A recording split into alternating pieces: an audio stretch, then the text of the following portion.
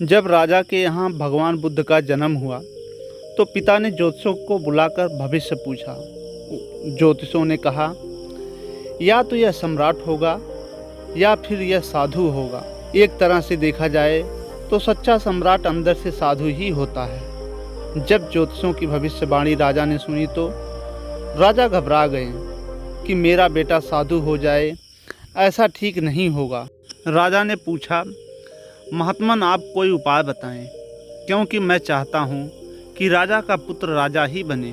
ज्योतिषियों ने कहा, इसका लालन पालन व पूरा जीवन बड़ी सावधानी से बिताना होगा, अर्थात आपका पुत्र सिद्धार्थ कभी किसी बूढ़े व्यक्ति को ना देखे, ना ही किसी बीमार व्यक्ति को देखे और ना ही कभी किसी मरे हुए व्यक्ति को देखे।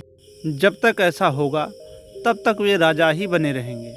अगर ऐसा नहीं हुआ तो वह साधु बन जाएंगे। राजा सुशोधन ने अपने पुत्र सिद्धार्थ के लिए बढ़िया से बढ़िया बड़े महल बनवाए, अच्छे से अच्छा भोजन, दास दासियां और खाने पीने के सामान आदि वस्तुओं पे ढेर लगा दिए। पिता ने पुत्र को सुख सुविधाओं में इतना उलझा दिया कि उसे बाहर का संसार याद ही नहीं आया। सुशोधन ने समझ लिया कि अब इतने सुखों के आगे साधु बनने का प्रश्न ही नहीं उपस्थित होता है। वे निश्चिंत हो गए। राजा सुशोधन ने बिल्कुल पक्की व्यवस्था कर रखी थी कि उनका पुत्र सिद्धार्थ जीवन में कभी वृद्ध, बीमार और मृतक व्यक्ति को ना देखे, क्योंकि वे अपने पुत्र को खोना नहीं चाहते थे। सिद्धार्थ का जीवन ऐश्वर्य और सुख सुविधाओं में बीत रहा था। उनके जवान होने पर एक सुंदर कन्या यशोधरा से उनका विवाह हो गया। विवाह हो जाने पर राजा की आधी चिंता मिट गई। अब तो शादी हो गई है, अब कहाँ जाएगा? अब तो मेरा पुत्र बंधन में बंध गया, अब उसके कहीं जाने का सवाल ही नहीं उठता। 1 वर्ष बाद बेटे का जन्म हो गया। उनका नाम राहुल रखा गया। अब राजा को बिल्कुल पक्का विश्वास हो गया था कि अब यह कहीं नहीं जा सकता। एक दिन सिद्धार्थ ने कहा कि पिताजी, आज तक मैंने कभी अपनी राजधानी नहीं देखी, आपकी आज्ञा हो तो आज देख आऊं। राजा ने कहा, हाँ हाँ अवश्य जाओ, अपना शहर देख के आओ। एक सारथी को भी साथ में भेजा गया कि जाओ राजकुमार को राजधानी घुमा लाओ। फिर भी राजा ने चाक चौबंद इंतजाम कर रखा था कि कहीं चूक ना हो जाए। सिद्धार्थ के लिए राजधानी के प्रमुख मार्ग खूब सजाए गए थे, पर घूमते घूमते सिद्धार्थ ने थोड़ा उल्टा मार्ग ले लिया। वे उस मार्ग से गुजरने लगे जहां पर तैयारी नहीं थी, और आज उनको बहुत आश्चर्य हुआ जब पहली बार उन्होंने एक बूढ़े आदमी को देखा कि कमर झुकी हुई है, पूरी चमड़ी में झुर्रियाँ पड़ गई हैं। वह परेशानी और दुख से बेहाल था।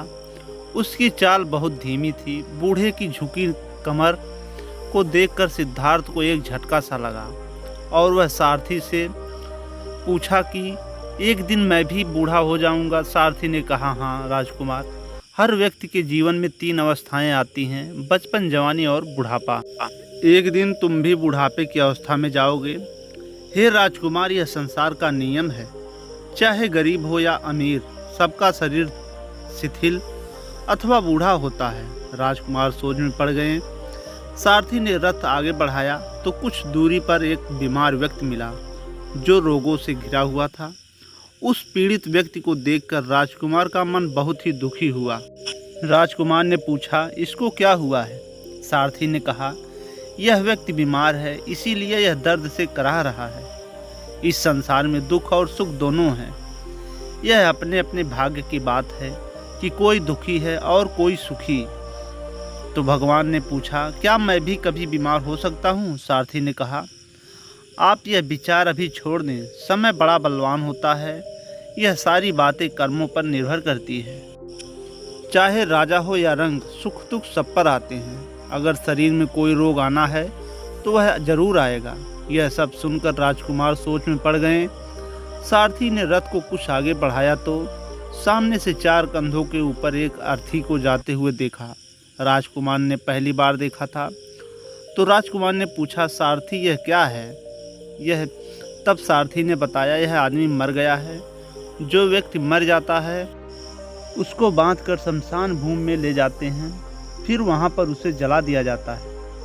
राजकुमार ने कहा, क्या सबको मरना पड़ता है? सारथी ने बोला, हाँ, सबको मरना पड़ता है। यह मृत्युलोक है।